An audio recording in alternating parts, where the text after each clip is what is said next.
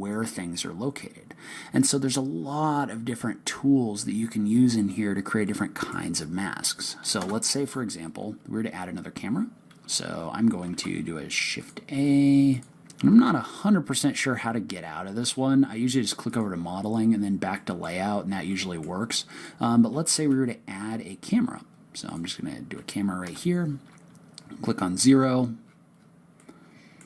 And so let's say we were going to create a rendering right here, right? So the only thing that we want is these objects to be where our rendering is going to be, nowhere else, because if they're not going to be in our scene, then we don't really need them, right? Well, what you can do is you can add a mask, and we're going to use the ray casting in order to do that. It's basically going to mask everything out based on my current camera location.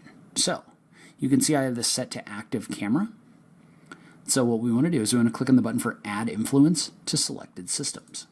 Well, notice how what that did is that masked out all of the objects everywhere except where my camera could see. So this is a very powerful way to only place and scatter objects in a location where your camera can see them. So this is going to get really important when you start dealing with bigger scenes and other things like that.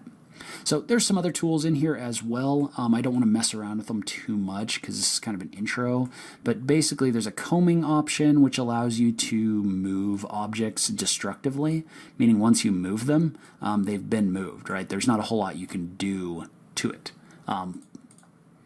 But notice how I was able to move those around using that comb function. But do note that that is